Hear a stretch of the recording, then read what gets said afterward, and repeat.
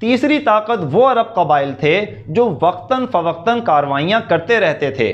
یہ کسی ایک جگہ یا قلعے میں نہیں ہوتے تھے، بلکہ کبھی پہاڑوں میں چھپ جاتے، جگہیں بدل لیتے، لہٰذا ایک زوردار حملہ کر کے ان پر قابو نہیں پایا جا سکتا تھا۔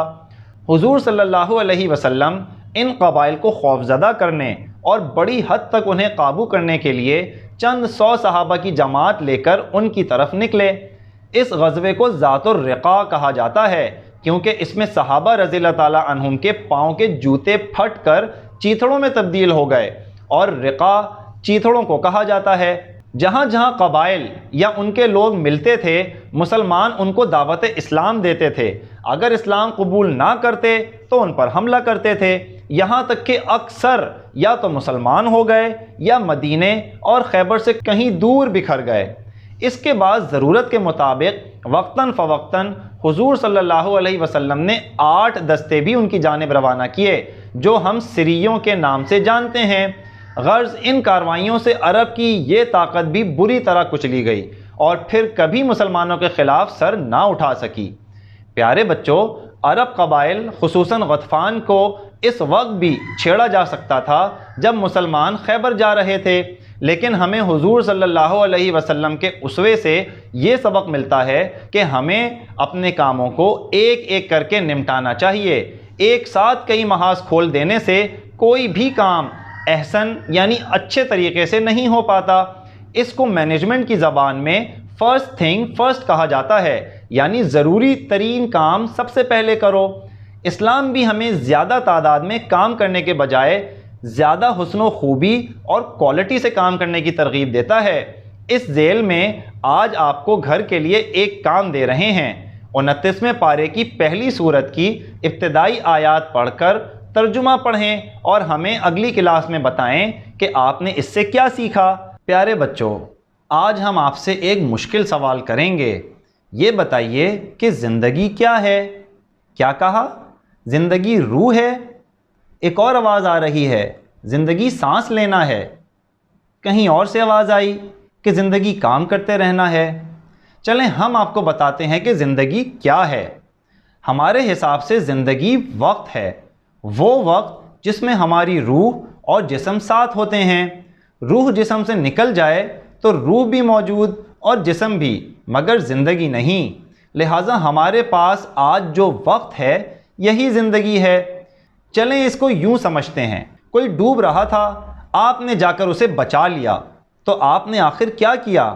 اس کی زندگی بچائی۔ پھر وہ 5 سال بعد مر گیا تو زندگی تو نہ بچی۔ ہاں، آج سے لے کر 5 سال تک کا جو وقت تھا وہ اسے مل گیا۔ آپ نے اس کی زندگی نہیں بلکہ یہ 5 سال کا وقت بچایا۔ بچوں، اس دنیا کی کرنسی وقت ہے، جس سے ہمیں کچھ ضروری چیزیں یہاں کے لیے اور بہت ساری چیزیں آخرت کے لیے خریدنی ہیں۔ وقت کو اگر ہم تعلیم پر اور پھر تجارت اور کمانے میں لگائیں گے تو روپیہ پیسہ حاصل ہوگا۔ اسی وقت کو اگر ہم نیک اعمال، عبادات اور ذکر اللہ میں لگائیں گے تو آخرت کا روپیہ پیسہ یعنی نیکیاں حاصل ہوں گی، اور اسی وقت کو اگر کسی گناہ میں لگائیں گے تو فقط نقصان ہی نقصان ہوگا۔ ہم مسلمانوں کے لیے اللہ نے اتنی آسانی کر دی ہے کہ ہم دنیاوی کام بھی اس کے بتائے ہوئے طریقے اور رسول اللہ کی سنت کے مطابق کریں تو نہ صرف دنیا کا فائدہ حاصل ہوگا بلکہ آخرت کا ثواب بھی ملتا رہے گا۔ یہی دین اسلام کا کمال ہے۔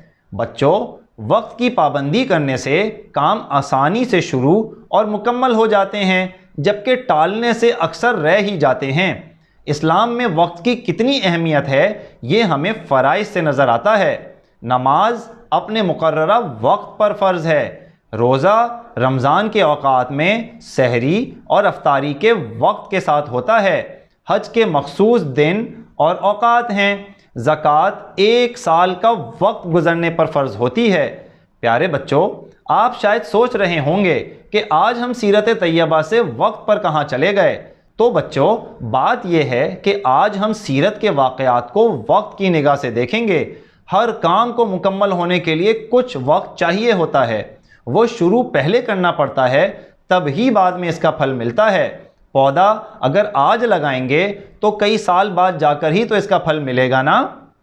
اللہ تعالیٰ نے صلح حدیبیہ کو فتح مبین یعنی کھلی فتح فرمایا۔ وہ دراصل فتح مکہ کا بیج بویا گیا تھا۔ اس بیج کو مضبوط کرنے وعدے کے مطابق رسول اللہ صلی اللہ علیہ وسلم اور 2000 مسلمان اگلے سال عمرہ ادا کرنے مکہ تشریف لے گئے۔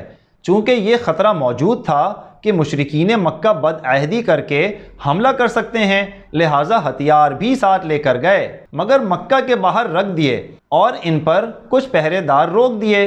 پھر آزادانہ آئے اور عمرہ ادا کیا۔ مشرکین نے باتیں بنائیں کہ مسلمانوں کو مدینے کے بخار نے کمزور کر دیا ہے، کیونکہ وہاں سردی زیادہ پڑتی تھی۔ اس پر حضور صلی اللہ علیہ وسلم نے فرمایا کہ طواف کے ابتدائی 3 چکر دوڑ کر لگائیں اور تمام مرد داہنا کندھا کھول کر طواف کریں تاکہ مکہ والوں پر مسلمانوں کی دھاک بیٹھ جائے۔ آج تک مسلمان مرد اسی طرح کندھا کھول کر طواف کرتے ہیں، لیکن یہ صرف احرام والا طواف ہے، عام طواف نہیں۔ اس سے مکہ والوں پر مسلمانوں کا خوب رعب بیٹھ گیا۔ وہ گھروں کی چھتوں اور پہاڑیوں پر بیٹھ کر مسلمانوں کا نظم و ضبط اور طاقت کا مظاہرہ دیکھتے رہے۔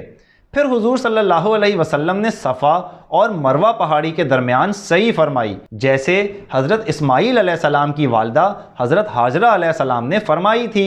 پھر مروہ پہاڑی کے پاس آپ صلی اللہ علیہ وسلم نے جانور قربان کیے اور پھر سر کے بال صاف کرائے۔ اس موقع پر حضور صلی اللہ علیہ وسلم نے حضرت میمونہ رضی اللہ تعالی عنہا سے نکاح بھی فرمایا، جو مکہ کی ایک با اثر مگر بیوہ خاتون تھیں۔